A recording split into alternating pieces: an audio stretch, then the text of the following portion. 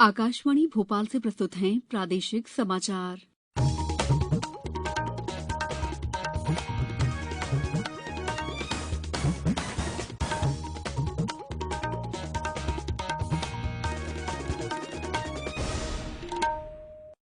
नमस्कार, समाचारों के साथ मैं दीपा सिंह।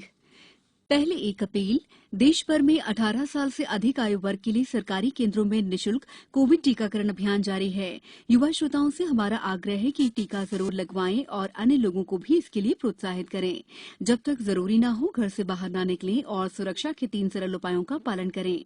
मास्क लगाएं, 2 गज की सुरक्षित दूरी बनाए रखें, हाथ और चेहरा साफ रखें।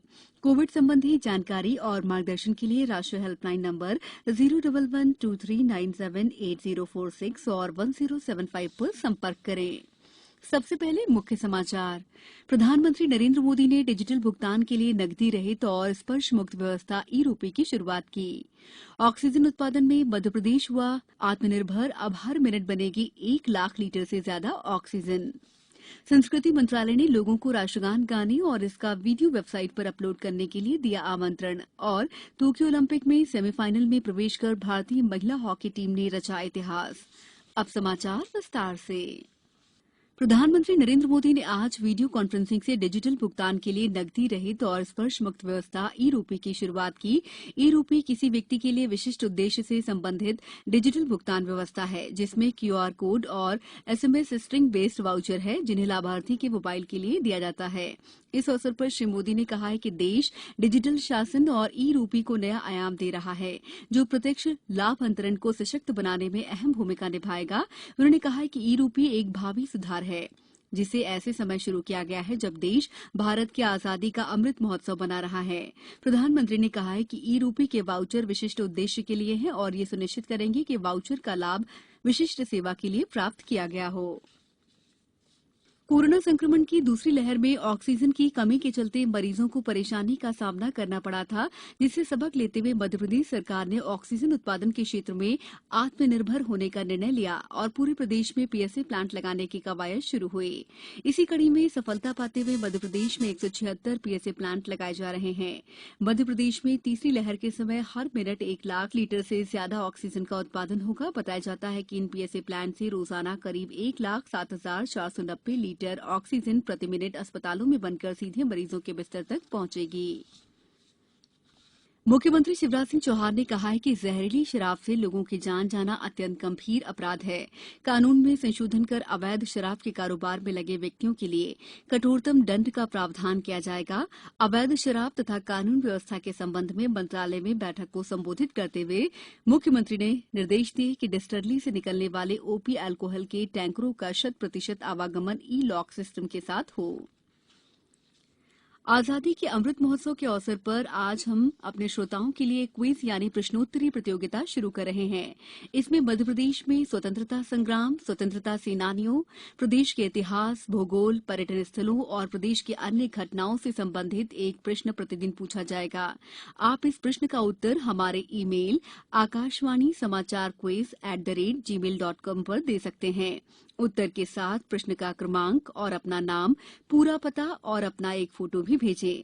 सबसे पहले सही उत्तर देने वाले श्रोता का नाम अगले दिन इसी समय समाचारों में घोषित किया जाएगा।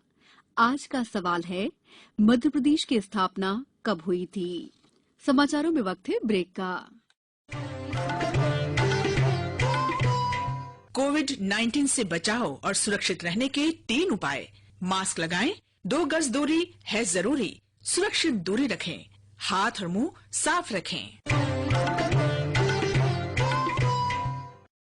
ब्रेक के बाद समाचारों में आपका एक बार फिर स्वागत है। संस्कृति मंत्रालय ने इस साल स्वतंत्रता दिवस पर आजादी का अमृत महोत्सव मनाने के लिए आज एक अनूठा कार्यक्रम शुरू किया। इस कार्यक्रम के तहत लोगों को राष्ट्रगान गाने और इसका वीडियो वेबसाइट www.rashtrgan.in पर अपलोड करने के लिए आमंत्रित किया गया है। राष्ट्रगान का संकलन 15 अगस्त को लाइव दिखाया जाएगा। मंत्रालय ने राष्ट्रगान से जुड़ी इस पहल की शुरुआत सभी भारतीयों में गर्व और एकता की भावना जगाने के लिए की है। राज्य के शासकीय विश्वविद्यालयों और मध्यप्रदेश हिंदी ग्रंथ अकादमी के कार्मिकों को भी वार्षिक वेतन वृद्धि का लाभ मिलेगा। उच्च शिक्षा मंत्री डॉ मोहन यादव ने इस संबंध में शिक्षा विभाग को निर्देश जारी कर दिए हैं। उन्होंने कहा है कि वार्षिक वेतन वृद्धि के संबंध में वित्त विभाग की अनापत्ति प्राप्त हो गई है। राज्य सरकार के कर्मचारियों के अनुसार ही शासकीय विश्वविद्यालयों के सभी कर्मचारियों, अधिकारियों और अन्य को वार्षिक वेतन वृद्धि का लाभ मिलेगा। उन्होंने बताया कि 1 जुलाई 2020 को देय वेतन वृद्धि 1 जुलाई 2021 की वेतन वृद्धि के साथ या 1 जनवरी 2021 को देय वेतन वृद्धि 1 जनवरी 2022 को देय वेतन वृद्धि के साथ देने के निर्देश दिए गए हैं। कुनो और पार्वती नदी में आई बाढ़ से श्योपुर और शिवपुरी जिले के गांव प्रभावित हुए हैं।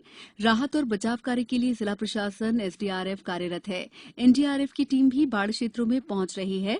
मुख्यमंत्री शिवराज सिंह चौहान ने कहा है कि श्योपुर और शिवपुरी जिले में कुनो और पार्वती नदी में आई बाढ़ में फंसे लोगों को एयरलिफ्ट कराने के लिए वायुसेना से तत्काल चर्चा कर व्यवस्था की जाए।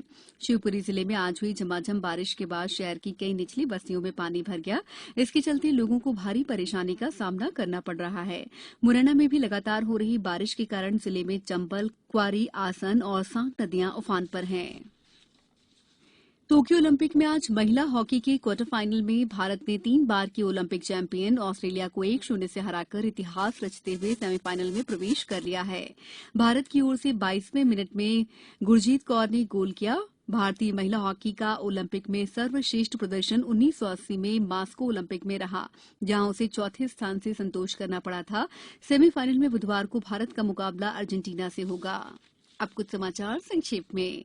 नगर परिषद खजुराहो के सभागार में 7 अगस्त को मनाए जाने वाले अन्न उत्सव को लेकर तैयारियों के संदर्भ में आज एक बैठक का आयोजन किया गया। सागर जिले में कोरोना संक्रमितों के प्रकरण सामने आने पर कलेक्टर दीपक सिंह ने चिंता जताई है। उमरिया में सागरेश्वर धाम और मढ़ी भाग में श्रद्धालुओं की भीड़ बनी रही। आज जगह जगह शिव अभिषेक का आयोजन किया गया। ग्रामीण आजीविका मिशन बैतूल द्वारा 24 महिलाओं को डेयरी फार्मिंग और वर्मी कंपोस्ट का 10 दिवसीय प्रशिक्षण दिया गया।